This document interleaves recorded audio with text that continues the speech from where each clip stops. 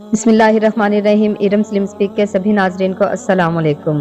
عزیزان محترم، زہدان میں رہنے والی ایک سنی خاتون آخر کیوں پہنچی مسجد جمکران، اور وہاں جب وہ سجدہ کر رہی تھی، سجدہ کرتے ہی اسے نیند آ گئی، اور عالم خواب میں جب اس نے امام زمانہ کو وہاں مسجد جمکران میں دیکھا تو امام نے اس سنی خاتون کو ایسا کیا کہا، اور اس کا گونگا بچہ کس طرح بولنے لگ گیا، جبکہ ہر ڈاکٹرز نے اسے جواب دے دیا تھا۔ کیا ہے اس واقعے کی حقیقت، جانیے اس ویڈیو میں۔ سب کچھ جاننے کے لیے ویڈیو کو آخر تک ضرور دیکھیے گا، اور آپ سے گزارش ہے کہ جو میرے چینل پر نئے ہیں پلیز میرے چینل کو سبسکرائب کر دیں اور ساتھ میں دیے گئے بیل آئیکن کو لازمی دبا دیں۔ ویڈیو کو لائک اور کمنٹ میں پیارا سا لبیک یا حسین لازمی کہیے گا۔ عزیزان محترم، یہ ایک بھائی ہیں جنہوں نے کئی بار مجھے دعا کے لیے کہا، تو آج میں نے سوچا کہ ان کے لیے دعا میں آج کر ہی دوں۔ تو سوری کہ میں بھول گئی تھی، کافی دنوں سے طبیعت خراب ہونے کی وجہ سے میں ویڈیو بھی اپلوڈ نہیں کر پا رہی تھی، اور آج آپ کے لیے دعا کر رہی ہوں۔ آپ سب آمین ضرور کہیے گا، نہ جانے کس کی آمین اس بھائی کی اتنی بڑی مشکل کو حل کر دے، مشکل کو ختم کر دے۔ تو میری اللہ پاک سے دعا ہے کہ یا خدایا، آپ کو پنجتن پاک کا واسطہ، آپ کو 12 امام 14 معصومین کا واسطہ، میرے اللہ یہ بھائی بہت مشکل میں ہے، یا اللہ امام علی رضا کے خزانے سے اس کے رزق میں اس قدر اضافہ فرما دے تاکہ اس کا قرض جو ہے وہ ادا ہو سکے۔ الہی آمین ثم آمین۔ یہ ایک ماں ہے جس کی التجا ہے کہ اس کا بیٹا پردیس میں ہے، یا اللہ پاک بی بی زینب کے پردیس میں جانے کا واسطہ، ان کا پردیس میں اجڑ جانے کا واسطہ، میرے اللہ جتنے بھی پردیسی پردیس میں ہے، یا اللہ سمیت میرے شوہر کے، مولا سب کو اپنے حفظ و ایمان میں رکھنا۔ اللہ پاک جس طرح وہ خیر و خیریت سے اپنے وطنوں سے گئے ہیں اسی طرح خیریت سے اپنے گھروں کو واپس آئیں۔ یہ ایک میری بہن ہے زاہدہ پروین، مولا ان کو بھی اپنے حفظ و ایمان میں رکھے، مولا ان کی بھی جو مشکل ہے وہ حل کریں، آمین ثم آمین۔ تو چلیے اپنی ویڈیو کا باقاعدہ آغاز کرتے ہیں۔ عزیزان محترم، اہل بیت فرماتے ہیں کہ ہم اپنی زیارات کرواتے ہیں لیکن ان کو کہ جن کے قلوب پاک ہوں، قلوب صاف ہوں۔ ایک اہل سنت کی خاتون تھی، زہدان کے رہنے والی تھی، اس کا ایک بچہ تھا جو کہ گونگا تھا۔ اس نے ایک شیعہ خاتون کو کہا کہ میرا بچہ گونگا ہے، میں ہر ڈاکٹر کے پاس گئی ہوں علاج کے لیے، لیکن ہر ڈاکٹر نے جواب دے دیا ہے کہ اس کا کوئی بھی علاج نہیں ہو سکتا، اس کا کہیں سے بھی کوئی علاج نہیں ہو پا رہا ہے۔ تو اس شیعہ خاتون نے کہا اس اہل سنت خاتون سے کہ چلیے ہمارے ساتھ، ہمارے پاس ایک ڈاکٹر ہے جو آپ کے بچے کا علاج کرے گا اور اسے شفا مل جائے گی۔ یہ شیعہ خاتون ان کو مسجد جمکران لے کے گئیں، اور وہاں جا کے ان سے کہا کہ 2 رکعت نماز امام زمانہ پڑھو، کہ جس میں ایاک نعبد و ایاک نستعین 100 مرتبہ، اور ذکر رکوع 7 مرتبہ، ذکر سجدہ 7 مرتبہ، اور اس کے بعد سجدے میں جاؤ اور 100 مرتبہ ذکر صلوات کرو۔ یہ خاتون کہتی میں نے یہی کیا، نماز پڑھی، سجدے میں جا کر ذکر صلوات 100 مرتبہ کیا، اور اب میری آنکھ لگ گئی، جیسے ہی میں نے سجدہ ادا کیا میری آنکھ لگ گئی۔ تو خواب کے عالم میں کیا دیکھتی ہوں کہ مسجد جمکران میں پورا مجمع لگا ہوا ہے، بھیڑ جمع ہوئی ہے، بھیڑ لگی ہوئی ہے، اس بھیڑ میں ایک نورانی چہرہ ہے۔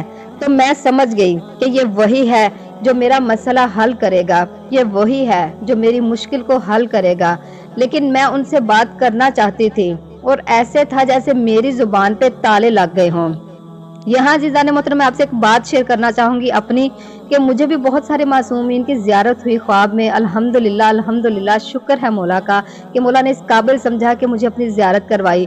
میری بھی ایسی ہی کنڈیشن تھی خواب کے عالم میں بات کرنا چاہتی تھی، بالکل ایسے تھا میری زبان پہ بھی کہ کسی نے تالا لگا دیا ہو، میرا جسم اس طرح ہو چکا تھا کہ مجھ سے ہلا نہیں جا رہا تھا خواب کے عالم میں کہ میں مولا سے گفتگو کر سکوں، میں مولا سے کوئی بات کر سکوں۔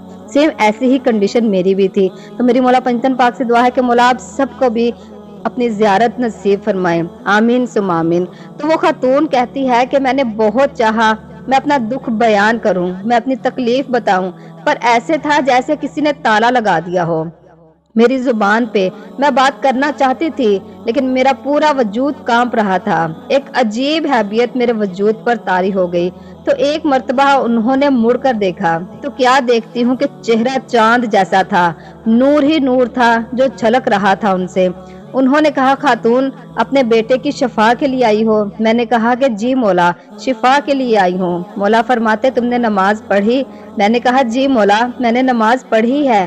مولا فرمانے لگے کہ دوبارہ نماز پڑھو۔ میں نے کہا مولا ایک دفعہ پڑھی ہے۔ मौला फरमाते दोबारा पढ़ो, और तब ही मेरी आंख खुल गई। मैं फौरन उठी, वजू किया, फौरन नमाज में मसरूफ हो गई। इसका फलसफा समझिएगा अजीजान मोहतरम। इसने जब पहले नमाज पढ़ी थी तो शक था हमारी दुआएं क्यों नहीं कबूल होती। हम करबला जाते हैं, शक में दुआ करते हैं। दुआ करने के अपने आदाब हैं। क्या मसला है कि एक दुआ करता है उसे शिफा मिलती है, हम साल साल जाते हैं और दुआएं करते हैं और हमारी दुआएं कबूल क्यों नहीं होती। दुआ का एक अदब है, दुआ का एक तरीका है। हम शक में दुआ करते हैं कि न जाने देंगे या नहीं देंगे, न जाने पूरी होगी कि नहीं होगी। यहाँ पर ही हम दुआ कबूल होने से पहले ही अजीजान मोहतरम मार खा जाते हैं। इमाम फरमाते हैं कि ऐसे मांगो जैसे फकीर खैरात मांगता है। कुछ ऐसे फकीर हैं जो कि दरवाजे से तब तक नहीं जाते जब तक उनको खैरात मिल ना जाए। फरमाया ऐसे फकीर बन, इतना खटखटा। इमाम ने फरमाया जो दरवाजा खड़खड़ाता है पहले ये बताओ कि उस घर के अंदर कोई है ना, है कि नहीं। कहा मौला यकीन है, खुदा सुन रहा है कि घर के अंदर कोई है। फरमाया मौला ने कि फिर इतना खटखटा कि जब तक वो अंदर वाला दरवाजा खोल ना दे। जब घर के अंदर है कोई, देर या सवेर हो ही जाएगी, लेकिन वो दरवाजा खोलेगा ही खोलेगा। मौला फरमाते हैं कि ऐसे मांग, यकीन के साथ मांग। इसलिए मैं हमेशा कहती हूँ आपसे कि अपनी रूहानियत को इतना बढ़ाइए कि अहले बैत की जिंदगी में कम से कम एक बार तो जियारत हो जाए।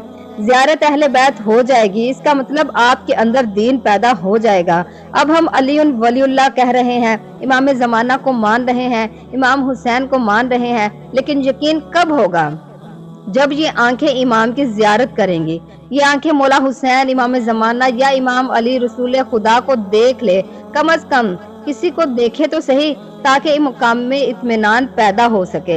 हजरत इब्राहीम अलैहिस्सलाम ने कहा कि ऐ खुदाया मुझे जिंदा करके दिखा। इमाम के सहाब ने मौला से कहा कि मौला हम देखना चाहते हैं कि आप कैसे मुर्दों को जिंदा करते हैं, ताकि कल्बे यकीन तक कल्बे इत्मीनान मुतमिन हो जाए। इत्मीनान कल्ब के लिए जरूरी है कि कम से कम जिंदगी में एक बार जियारत हो जाए ऐसे लोगों को कि जिनका ईमान पक्का नहीं है। फरमाया इसको शक था, पहले जो नमाज पढ़ी उसमें से शक था, इसलिए कहा कि दोबारा नमाज पढ़ो।